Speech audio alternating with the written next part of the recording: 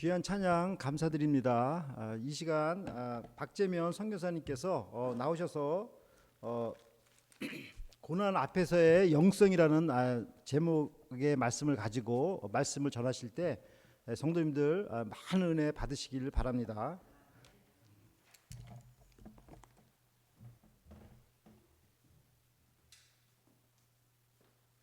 다 함께 할렐루야로 우리 인사하겠습니다. 할렐루야. 할렐루야.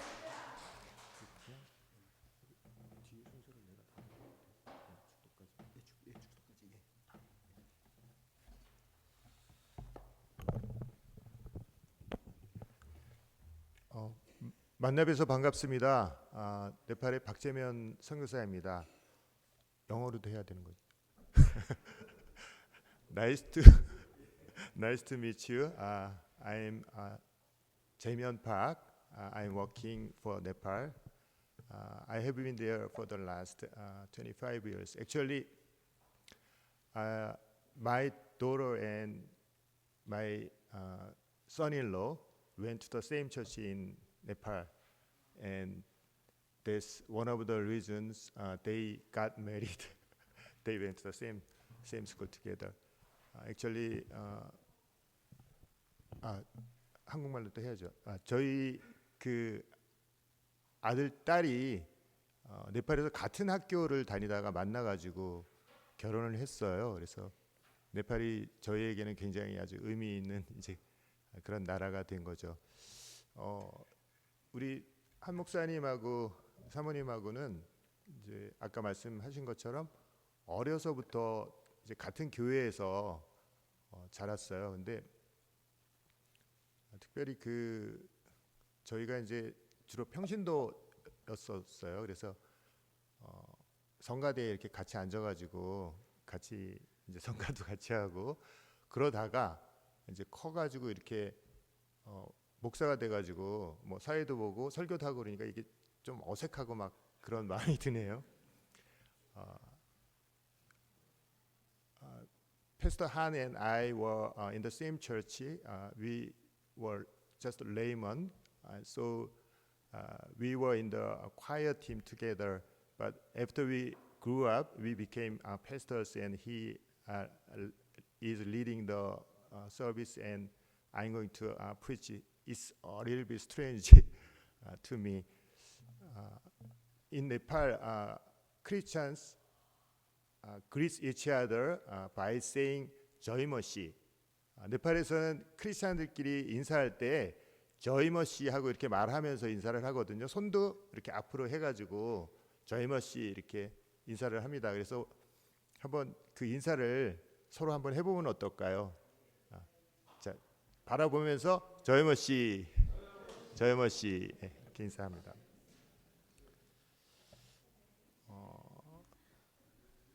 그 제가 그 설교를 이제 미국 교회니까 미국에 있는 한인 교회니까 이걸 영어로 해야 되나 한국말로 해야 되나 이렇게 좀 하던 가운데 한 목사님한테 이제 물어보니까 그냥 한국말로 하셔도 된다 해가지고 설교 그 대신 이제 설교 요약을 좀 보내달라고 해서 제가 이제 설교 요약을 보내드렸는데 그거를 이렇게 이제 구글 트랜슬레이트하고 그 다음에 요즘 AI로 해가지고 번역을 했는데 번역이 굉장히 잘 된 것 같아요. 그래서 그 혹시 영어를 한국말을 이해 못하시는 분들은 그냥 그 요약본을 보시면 제가 생각해도 너무 잘 돼 있어가지고 그거 그냥 보시면 될 것 같습니다. If you do not understand Korean language, just look at the summary, English summary. It is translated by Google Translate and AI, but it is perfectly translated. So you can refer to the English summary.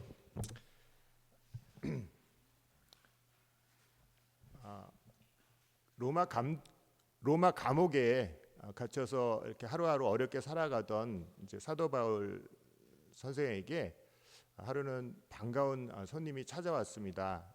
그 손님은 빌립보 교회의 에바브로디도 형제였습니다. 에바브로디도 형제는 빌립보 교회 성도들이 정성껏 모은 선교 헌금과 함께 빌립보 교회 소식을 전해 주었습니다. 빌립보 교회는 잘 아시다시피 사도 바울이 2차 전도 여행 때 이제 유럽에 처음으로 교회를 세웠는데 그 교회가 빌립보 교회였습니다. 제가 어떻게 조금 기회가 돼서 2년 전인가요? 작년인가 이제 이 빌립보 교회를 한번 이제 가보게 됐는데요. 지금은 지진이 나서 그 터를 이렇게 알아볼 수도 없을 정도인데 하여튼 거기를 방문을 했는데 이렇게 좀 감동적이긴 하더라고요.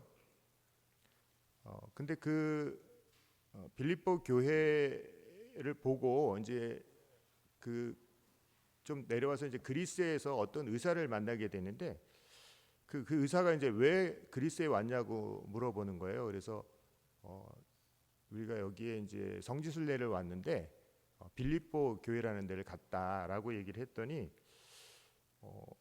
빌립보가 어디냐고 얘기를 하고, 그래서 이제 빌립보는 사도 바울이라는 분이 이제 전도 여행하면서 유럽에 처음으로 세운 교회가 있는 곳이다 그랬더니 사도 바울은 또 누구냐고 얘기를 하는 거예요. 근데 이제 그리스가 사실 그리스 정교 해가지고 다 자기네들이 이제 기독교인이라고 믿고 있는데도 불구하고 전혀 사도 바울도 모르고 빌립보도 모르는 그런 좀 안타까운 그런 상황도 제가 겪은 적이 있습니다. 그런데 하여튼 이 2차 전도 여행 때 처음으로 세웠던 이 빌립보 교회는 사도 바울과 아주 좋은 관계였고요. 그리고 또 열심히 복음을 전하는 아주 모범적인 그런 교회였습니다. 근데 에바브로디도가 그날 사도 바울에게 전한 그 빌립보 교회 소식은 그렇게 좋은 소식만 있었던 건 아닙니다. 뭐 복음을 열심히 전한다는 그런 얘기 외에 로마의 이제 박해가 점점 심해져 가고 있었고, 그리고 잘못된 가르침을 전하는 어떤 이단들의 공격들이 외부적으로 있었고, 또 내부적으로는 가난한 사람들의 문제도 있었고, 그리고 또 가장 이제 결정적으로 그 교회의 어려움이 뭐냐하면 성도들이 서로 다투는 그런 일이 있었습니다. 뭐 그냥 무조건 다투는 건 아니었고, 물론 교회 일을 열심히 하다 보니까 의견이 맞지 않아서 이제 서로 다투고 이제 그런 상황이었습니다. 그러니까 로마의 박해가 있고 또 이단의 공격이 있기 때문에 성도들이 하나로 연합해야 되는데도 불구하고 이제 그러지 못하고 서로 다툼으로 인해서 분열되는 것을 보고 사도 바울이 너무 안타까워서 이제 펜을 들어서 편지를 하나 쓰게 되는데, 그 편지가 이제 오늘 우리가 읽은 빌립보서입니다. 그래서 사도 바울은 이 빌립보서에서 이제 빌립보 교회 성도들에게 여러 가지 권면들을 하게 되는데요.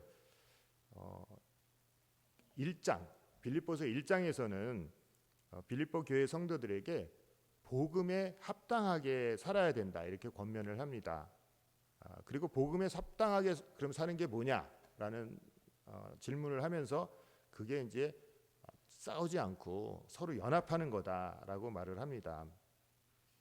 근데 이 연합이 그럼 또 어떻게 하면 이 연합이 될 수 있느냐? 그거는 각자가 겸손해야 된다. 그럴 때 가능하다 이렇게 이제 이야기를 합니다. 그리고 2장하고 3장은 읽어보면 뭐 그리스도 얘기도 나오고 또 이제 디모데 얘기도 나오고 에바브로 얘기도 나오는데 이 사람들이 예수 그리스도는 물론이고 디모데와 에바브로디도가 겸손의 모델들이다 이렇게 이야기를 합니다.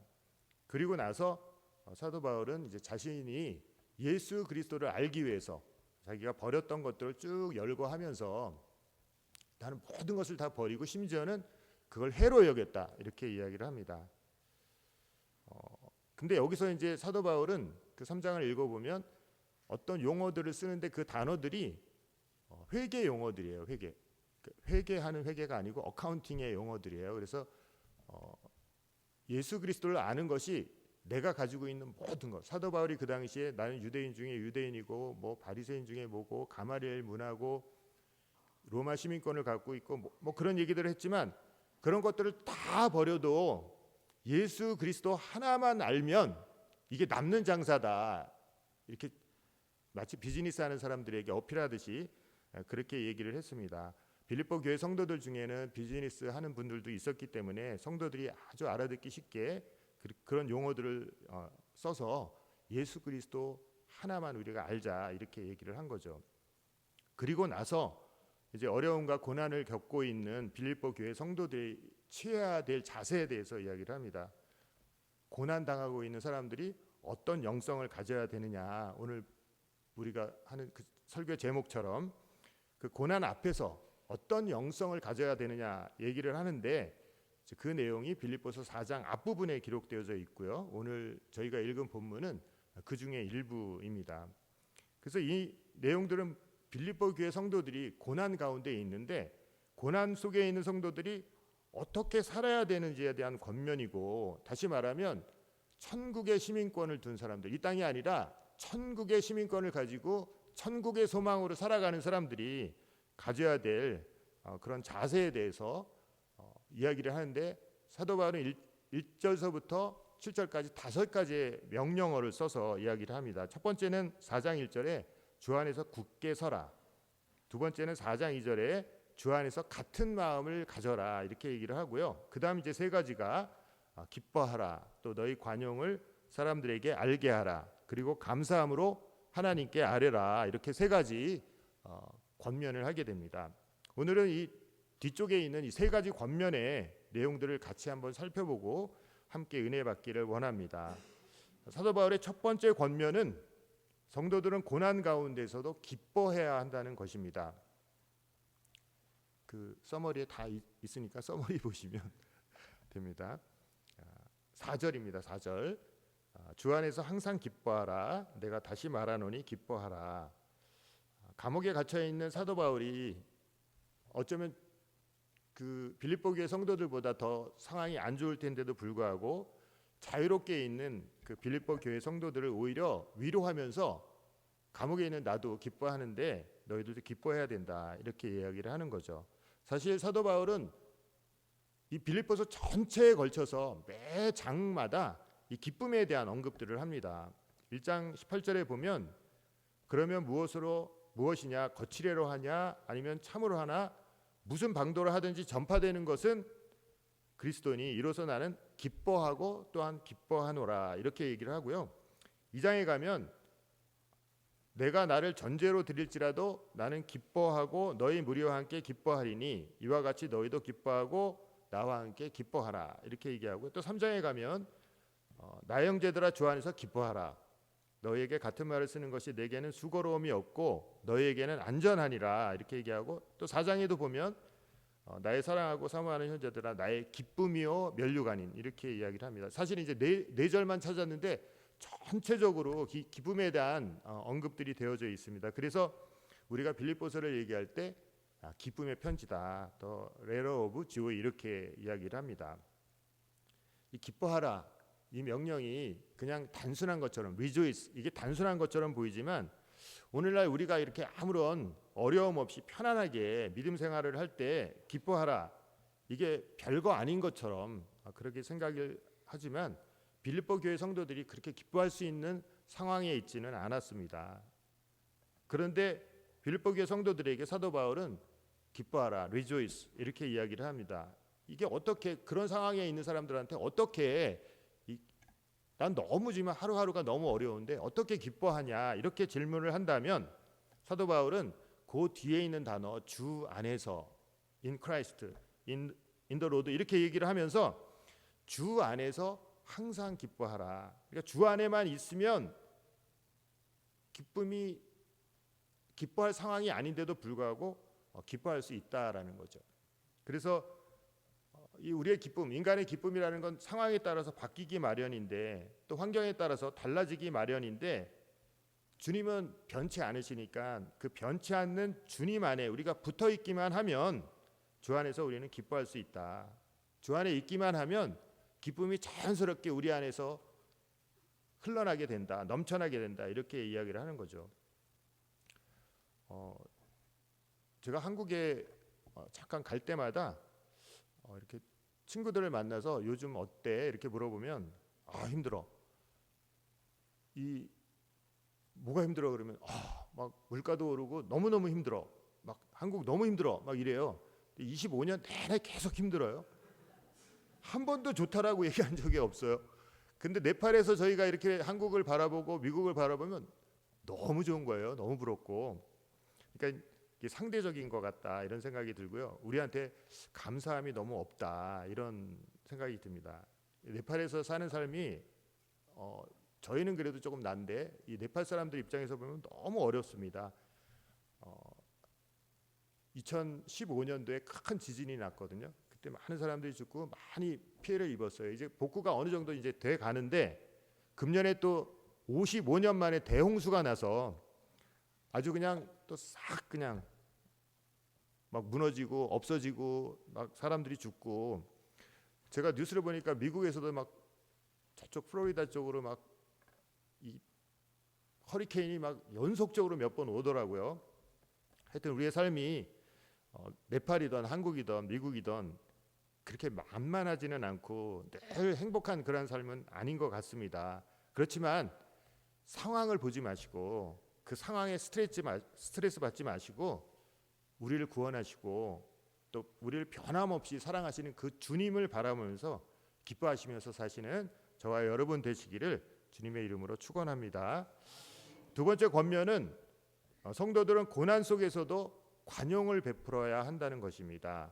5절에 사도 바울은 기록하고 있는데요. 너희 관용을 모든 사람에게 알게 하라.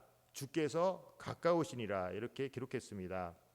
관용을 모든 사람들에게 알게 하라. 다시 말하면 다른 사람들에게 관용을 베풀라라는 말입니다.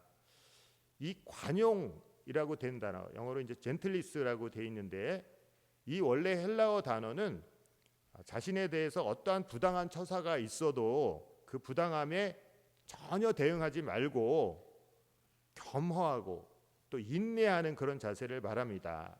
이 단어가 적절하게 쓰인 성경 구절은 고린도후서 10장 1절인데요. 거기에 그리스도의 온유와 관용이라고 써져 있습니다. 이때 그리스도께서 보이셨던 그 관용이 오늘 5절에 기록되어져 있는 관용을 다른 사람들에게 알게 하라 해서 쓰인 단어와 동일합니다. 모든 고난에도 불구하고 또 그것들이 부당함에도 불구하고 겸손히 아주 잠잠히 순종하고 인내하셨던 예수 그리스도의 태도. 그래서 그 관용을 자신을 위해서가 아니라 죄인인 우리들을 위해서 죽기까지 보여주셨던 그 예수 그리스도의 그 관용, 그런 정도의 관용을 이웃들에게 또 교회 내에서 다른 성도들에게 보여주라는 그런 말입니다. 이기심 때문에 서로 다투고 하나가 되지 않고 분열될 지경에 있었던 빌립보 교회 성도들에게 내 권리보다 다른 사람들의 권리를 우선순위에 두는 그런 마음의 자세를 갖기를 사도 바울은 기대하고 있었습니다. 가장 억울한, 어찌 보면 우리 인간적으로 생각하면 가장 억울했을 것 같은 그리스도도 그렇게 하셨는데 너희들도 그 관용을, 그리스도의 그 관용을 배워서 발휘해 보라, 이렇게 말씀하고 있는 것입니다. 그래서 그 권면의 바로 뒤에서 뭐라고 얘기하느냐 하면 주께서 가까우시니라 이렇게 덧붙이고 있습니다. 초대교회 사람들은 부활하셔서 승천하셨던 그 예수 그리스도께서 금방 다시 오실 거다, 아주 가깝게 주께서 가까이 계시다, 가까이 오실 것이다, 이렇게 믿고 있었습니다. 예수 그리스도가 금방 오시는데 지금 우리가 싸우는 게 무슨 의미가 있느냐, 주님께서 가까이 있으니 우리 싸우지 말자, 우리가 그리스도의 임재 앞에 있으니 서로 관용을 보여야 된다, 이런 말입니다. 우리는 늘 그리스도의 임재 안에 있는 그런 존재들입니다. 우리는 다시 오실 주님을 기다리며 미래지향적으로 살기도 하지만 또 우리가 있는 곳에서 우리 삶 가운데 임재하신 주님과 함께 살아가는 존재들입니다. 주님께서 가까우십니다. 그렇기 때문에 우리는 그리스도께서 우리에게 보이신 그 겸손 또 관용, 그 본을 따라서 우리 주변의 사람들에게 관용을 보여야 합니다. 특별히 교회 안에서 그 관용을 서로에게 보여야 합니다. 그렇게 될 때 교회가 하나가 될 수 있습니다. 이런 관용을 서로에게 보일 수 있는 저와 여러분 되시기를 주님의 이름으로 축원합니다. 세 번째 권면은 성도들은 고난에 대해 염려하지 말고 기도해야 한다는 것입니다. 6절에 기록되어져 있습니다. 아무것도 염려하지 말고 다만 모든 일에 기도와 간구로 너희 구할 것을 감사함으로 하나님께 아뢰라, 이렇게 기록했습니다. 이 6절의 구절은 기도의 중요성과 기도의 자세에 대해서 강조하고 있습니다. 기도를 세 가지 단어를 사용해서 표현을 합니다. 기도, 간구, 아뢰m, 이렇게 계속 다른 단어를 썼지만 반복적으로 사용하면서 기도의 중요성에 대해서 강조합니다. 우리가 어려운 고난에 봉착했을 때 하나님께 부르짖게 됩니다. 그건 아주 자연스러운 것입니다. 그러나 사도 바울이 말하는 바 고난 속에서 의심을 가지고 불만족을 가지고 하나님께 부르짖지 말고 감사함으로 부르짖으라는 것입니다. 고난 속에 있을 때 그때만 하지 말라는 거죠. 왜 그러냐 하면 고난이 오더라도 하나님께서는 우리가 감당할 수 없는 시험을 우리에게 주지 않겠다고 약속하신 약속의 하나님이시기 때문에 그렇습니다. 또 모든 것을 어떤 것을 하셔도 그것이 우리의 유익을 위해서 하고 계신 것이다. 그렇기 때문에 우리는 하나님의 약속을 믿어야 합니다. 우리가 고난 속에서 우리가 늘 힘들게 그렇게 살아간다면 이 고난이 금방 끝나겠구나. 하나님께서 나에게 뭔가 좋은 것을 해주시기 위해서 이러시는구나. 그렇게 우리가 믿어야 된다라는 말이죠. 그래서 우리는 고난이 오더라도 어렵더라도 힘들더라도 하나님의 목적을 보고 하나님께 감사하며 결코 파하지 않으실 그 약속에 대해 감사해야 합니다. 모든 염려를 주님께 맡기고 기도하고 간구하고 하나님께 아뢰일 때 그냥 하는 게 아니라 감사함으로 해야 합니다. 고난 앞에서 감사로 드리는 기도가 우리를 염려와 두려움으로부터 즉시 풀어주실 것입니다. 그러면 이렇게 감사하며 기도한 결과가 뭘까요? 그게 결과가 7절에 나와 있습니다. 7절을 제가 읽어드리겠습니다. 그리하면 모든 지각에 뛰어난 하나님의 평강이 그리스도 예수 안에서 너희 마음과 생각을 지키시리라. 문제를 가진 사람은 평안을 찾습니다. 고난 속에서도 심적인 편안함 같은 그런 것들을 찾습니다. 이 7절에서 약속하는 것이 바로 그겁니다. 고난 가운데 하나님께 기도할 때 감사의 마음을 가져라. 그러면 어떤 결과가 생기는데 그 결과가 그 기도의 응답을 받는 게 아니에요. 오늘 본문에 보면 기도를 해서 내가 했던 그 기도의 응답을 받았냐 안 받았냐 이렇게 얘기를 하지 않고 기도를 하면 하여튼 어떤 방법으로 하나님께서 평안함을 주신다 이렇게 기록하고 있습니다. 중요한 게 기도의 응답이냐 아니냐가 중요한 게 아니라 여기서 중요한 거는 우리가 기도를 하면 우리가 알 수 없는 방법으로 모든 지각 위에 뛰어난 우리가 모든 감각을 통해서 이해를 하려고 해도 이해할 수 없는 어떤 방법으로 하나님께서 우리의 생각과 마음을 지켜주신다, 평안함을 주신다라는 겁니다.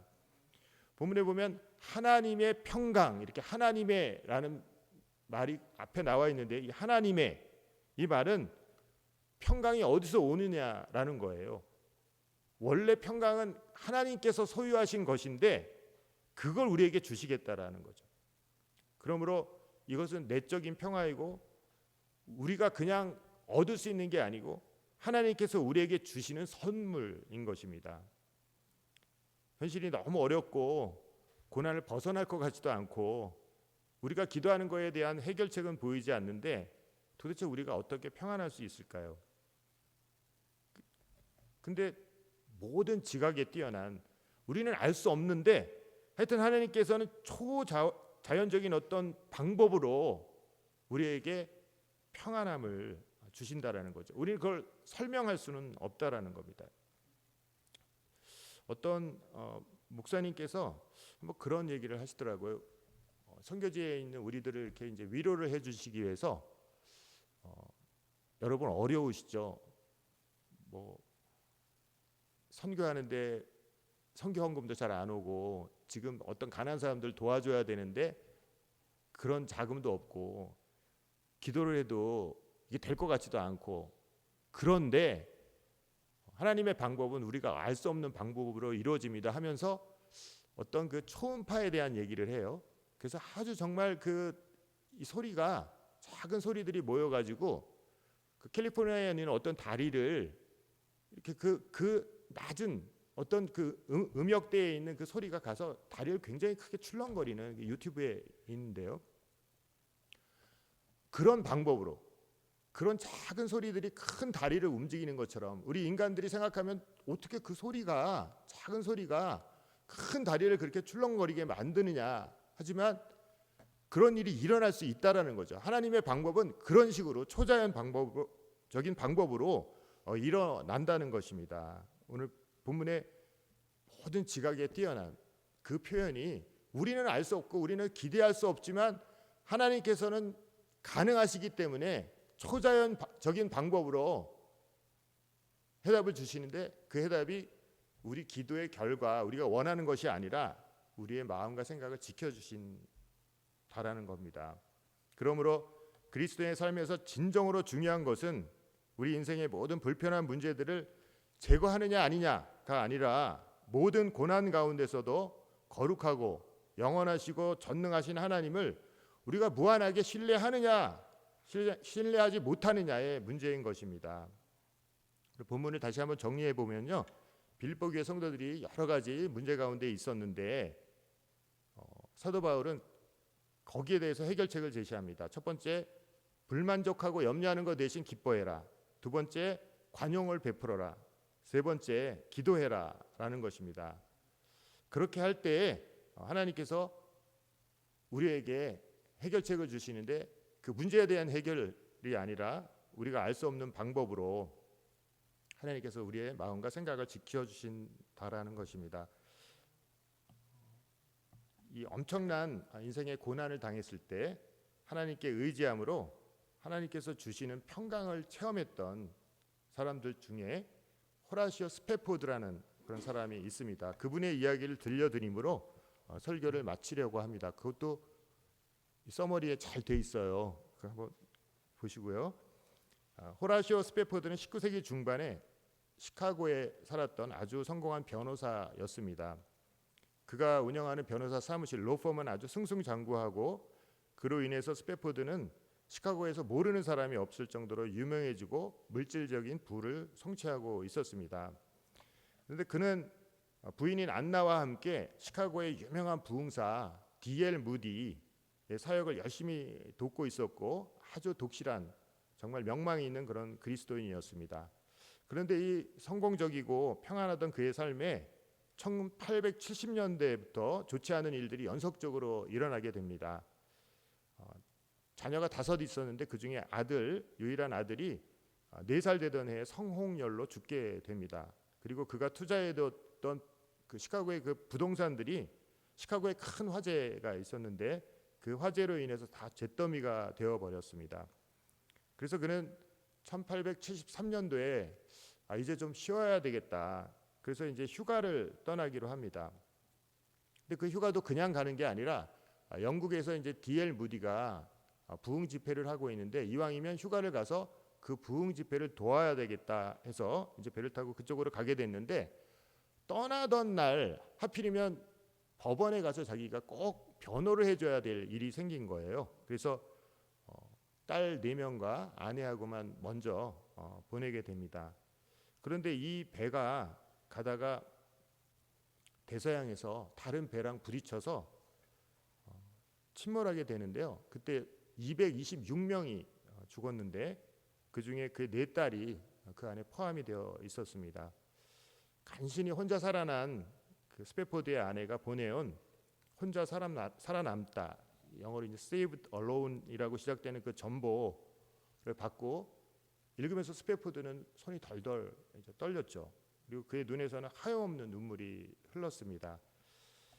결국 아내를 데려오기 위해서, 아내를 만나기 위해서 영국으로 이제 다시 배를 타고 가는데, 가는 도중에도 계속 마음이 너무너무 아픈 거예요. 뭐 다른 거 생각하기도 싫고. 그런데 이제 사고가 났던 그 지점을 지나가는데 배 선장이 이 지점이 사고가 났던 그 지점이다 이렇게 알려줬습니다. 그 장소에서 스패포드는 너무너무 슬픔에 기도할 생각도 전혀 나지 않았는데 그냥 작은 신음으로 아주 작은 신음으로 억지로 하나님께 기도했습니다. 그렇게 기도하다 보니까 어느덧 그 기도가 간절한 기도가 됐고 또 나중에는 감사를 드리는 기도를 하게 됐습니다. 그렇게 기도를 하다 성령님께서 갑자기 그를 놀라게 붙잡으시면서 그에게 평안함을 주셨어요. 그리고 어떤 영감을 주셨는데 그 영감을 스패포드가 바로 종이에다 이렇게 메모를 했습니다. 그 내용이 우리가 잘 알고 있는 찬송가 413장 내 평생에 가는 길의 가사입니다. 스패포드가 겪은 삶과 그의 마음이 그 가사에 잘 드러나고 있는데요. 1절에 이렇게 기록되어 있습니다. 내 평생에 가는 길 순탄하여 늘 잔잔한 강 같든지 큰 풍파로 무섭고 어렵든지 나의 영혼은 늘 편하다. 또 2절은 저마귀는 우리를 삼키려고 입 벌리고 달려와도 주 예수는 우리의 대장되사 끝내 싸워서 이기겠네. 그리고 후렴에 내 영혼 평안해, 내 영혼 평안해. 우리 413장 찬송 같이 부르실까요? 그리고 기도하겠습니다.